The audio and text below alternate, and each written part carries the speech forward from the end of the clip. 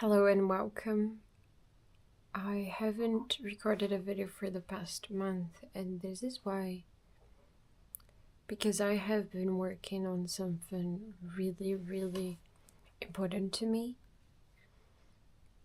And this is a reminder for you from me, this person that has been working on a dream. And I feel that if you found this video, this message is for you. Do not let belief die. Do not let your belief die, because when you decide that you're not going to believe in something any longer, your brain goes into cognitive dissonance. And the cognitive dissonance, what it does is that it's going to prove everything right. All the excuses for you not to make that dream come true will actually come to you. And this point, if you have, when you decide that you want to do something, and even if that desire is not straight from verbal words or verbally or images, but it's something that has to do with your heart, even then, it doesn't need to be tangible. That's what I meant. When you believe that something is possible, your brain is going to look for ways to make it come true. And whatever it is, it will find it.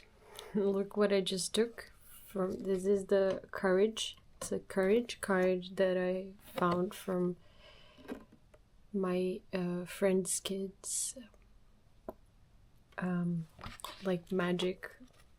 magic crystal ball or something like this. And whatever it is, you're gonna find reasons that your dream is becoming true.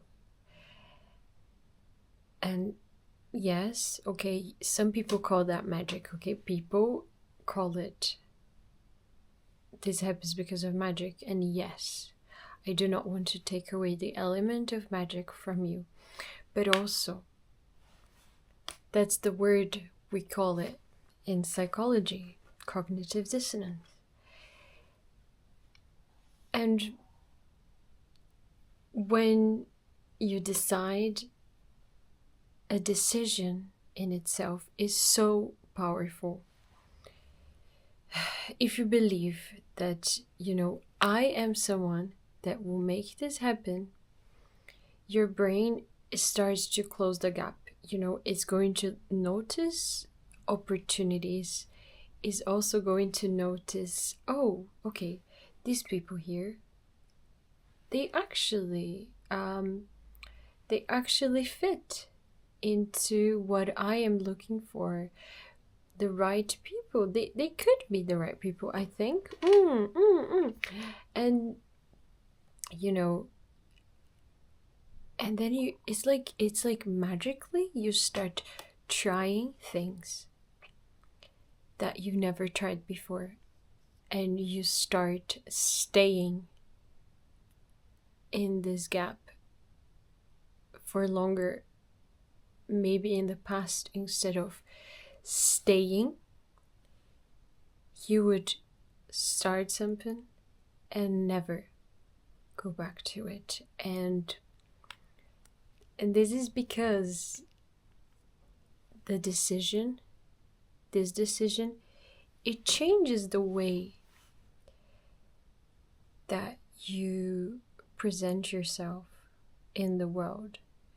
It changes the way that you attract opportunities. But what happens? What happens when belief dies? Well, belief dies when you make the choice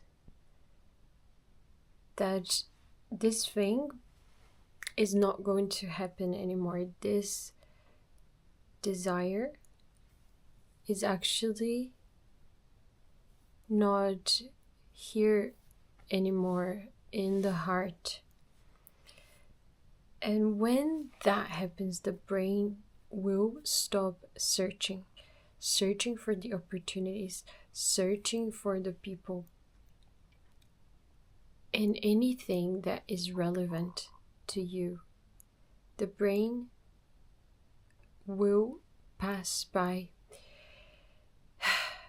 And that is kind of like a shut down experience, because everything that before you had it lined up, everything. My hand is itchy. People in Brazil say, if your hand is itchy, there's money coming.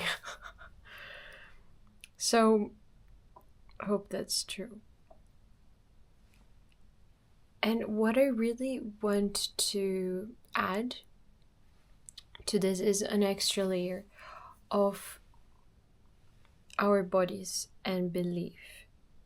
It's kind of like belief is not only in our minds, but also belief is in our bodies.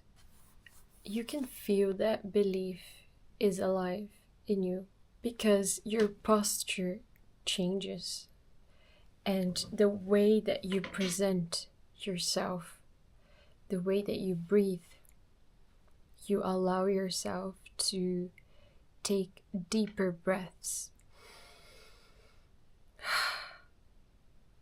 The exhalation is longer, the inhalation is longer. You allow to occupy space, and that's a very beautiful thing. You have sometimes if someone has shallow breath, it's like you're not allowing yourself time and space to own this space, you know? So, yeah. And your nervous system is moving towards curiosity and collapse. Curiosity is a beautiful, beautiful thing. But instead, when you do not have, when the belief fades away, what happens in the body? What can we feel? Well, it's interesting because the energy contracts and you stop moving forward, unfortunately. There is stuck energy and your body will feel tighter, you know, like you can notice like when you are like open and your shoulders and you just feel comfortable like being. There is energy flowing, but when there is no belief any longer, your body will tighten up. So keeping belief alive is not only mental, but it's regulation. It's regulation from head to toe. It's the energy flow, and not the energy flow of woo-woo, but it's more than that. It's deeper than that. And I'm not saying that magic is not deeper, but I'm talking about something that we can understand with our bodies.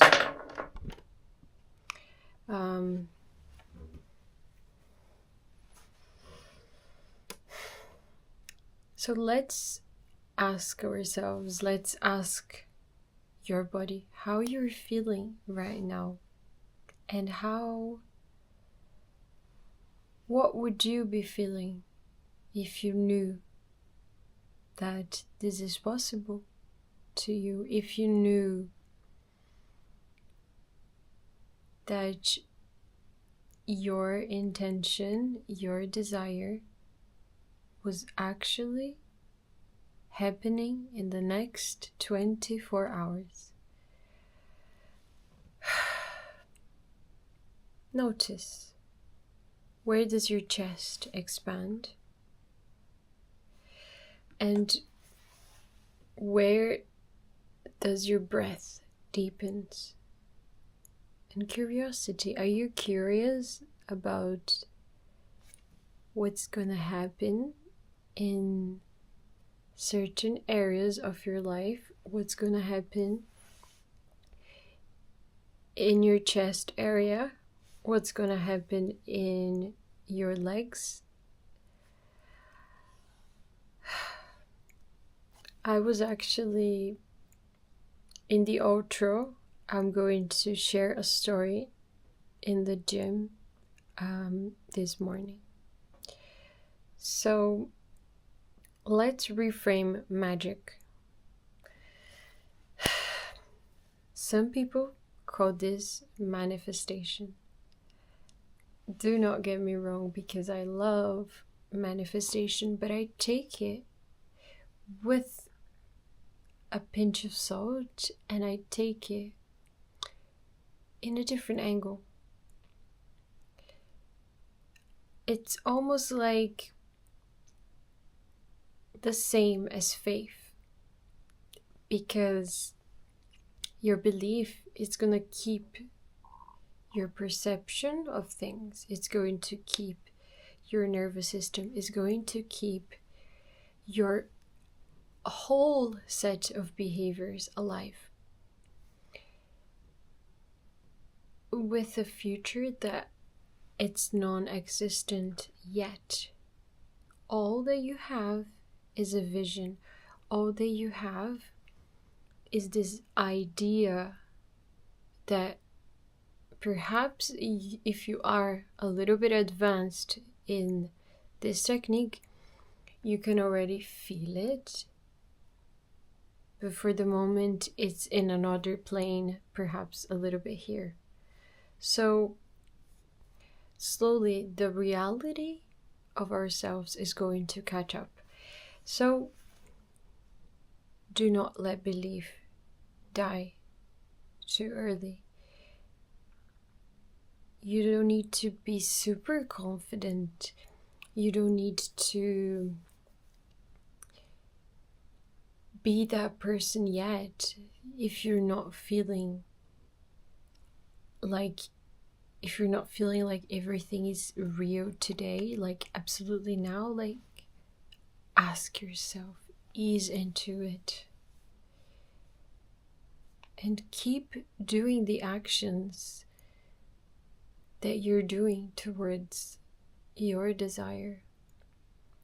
I feel like I am myself in a plateau because I keep taking the actions. You know, I'm like learning how to play the piano, and I feel that I am at the same level that I am, but I know that suddenly I will become so good at it. And by taking action, that's how we are going to take over the world. And lastly, I want to share with you the gym story that happened to me this morning. I went and I was doing some leg exercises.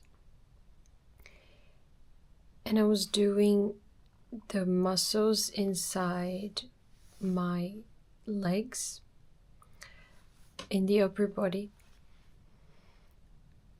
And those muscles, they are usually where we have a lot of emotional release. And whenever we are expanding, this is kind of like the spiritual meaning of upper, what is it called? Is it called the abductor, I think? Something like this. And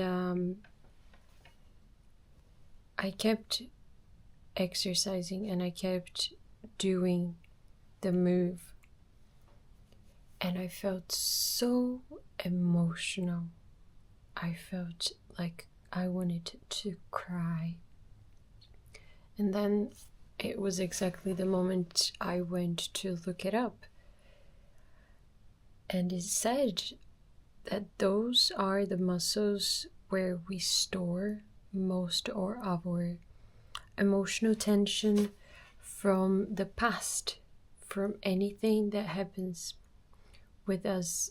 It's their anxiety and stress and everything.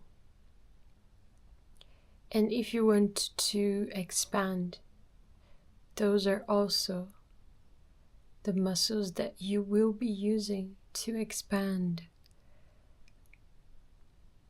It's a lot in our bodies that we don't know. And by going slowly and pushing a little bit every day and taking plenty of rest, that's how we do it. And we do it beautifully. Thank you so much for watching, and I'll see you guys soon. Bye.